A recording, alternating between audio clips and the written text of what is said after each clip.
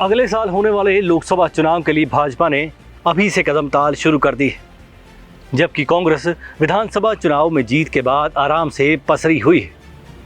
फर्क सिर्फ इतना है कि भाजपा हर वक्त इलेक्शन मोड में रहने की आदी है, तो उसे कोई ज़्यादा बोझ नज़र नहीं आ रहा, जबकि कांग्रेस के लिए बोझ जितना ज़्यादा है उतनी ही कांग्रेस लोकसभा चुनाव से पहले निढाल पड़ी हुई है।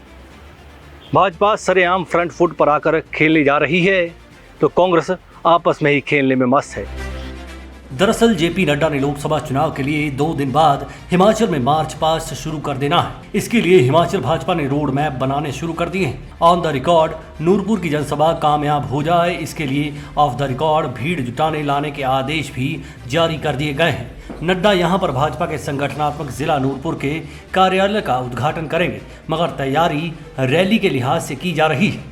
इसके लिए नूरपुर जिला के 4 विधानसभा क्षेत्रों के अलावा साथ लगते ही चंबा जिला और कांगड़ा जिला में शामिल 4 विधानसभा क्षेत्रों को भीड़ जुटाने को कहा गया है। सर्वाधिक टारगेट यानी 5000 की भीड़ लाने का नूरपुर विधानसभा क्षेत्र को टारगेट है, तो फतेहपुर, ज्वाली, इंदौरा को 3-3 हजार लोग लाने का कहा गया है, जबकि भटियात, डलहौजी को 1-1 हजार के साथ चंबा, चुरा, भरमौर को 500-500 लोग जुटाने को हुक्म जारी हुआ है। इसी तरह कांगड़ा जिला में शामिल कांगड़ा, नगरोटा, शाहपुर और धर्मशाला को भी 500-500 लोगों को लाने का टारगेट दिया गया है।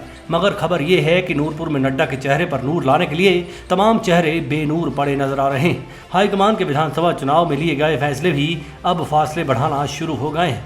नूरपुर से राकेश पठानिया को फतेहपुर में पटकने का फैसला अब नए माहौल में भाजपा के लिए माथा पीटने जैसा साबित होता दिख रहा है। साइलेंट में पड़ गए पठानिया की चुप्पी की वजह से भाजपा को पॉलिटिकल रिंगटोन तो दूर की बात है, वाइब्रेशन मोड जैसी हलचल भी हासिल नहीं हो पा रही है। नहीं तो एक दौर ये भी था कि नड्डा अगर गग्गल एयरपोर्ट पर भी उतरते थे तो उनकी सियासी गुड्डी चढ़ाने के लिए पठानिया 60 किलोमीटर दूर से भीड़ जमा करके ले आते थे। अब आलम यह है कि पठानिया के घर में भी सियासी उल्लू हर शाख पर बैठा नजर आ रहा है। दूसरी ओर कृपाल परमार की मार अभी तक ठंडी नहीं पड़ी है। परमार ने लगातार भाजपा के सियासी नथनों में नकेल पूरी ताकत के साथ खींची हुई है। ज्वाली की बात करें तो अभी तक वहां की ज्वाला शांत नहीं हुई है। भाजपा के उम्मीदवार रहे संजय गुलेरिया की शिकायतों के बावजूद पूर्व विधायक रहे अर्जुन ठाकुर पर कोई कार्यवाही भाजपा ने नहीं की। यही वजह है कि संजय गुलेरिया भी महाभारत के संजय की तरह सियासी महाभारत में हुए अपने वध का प्रदेश भाजपा को ही जिम्मेदार मानते आ रहे हैं। गुस्सा उनका भी शांत नहीं हुआ है। ऐसे में नूरपुर जिला जो खुद अशांत चला हुआ है, वो कैसे नड्डा को शांति देगा, ये एक बड़ा सवाल है।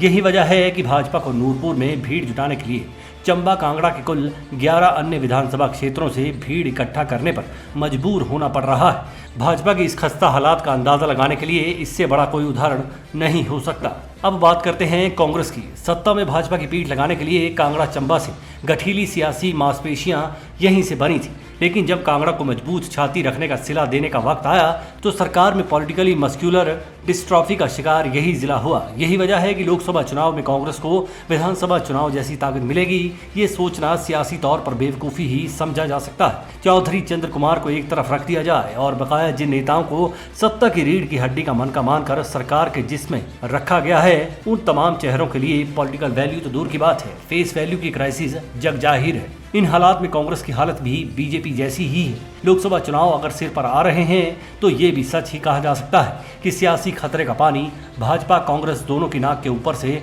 बहता नजर आ रहा है। Manish Kaul, black and white news.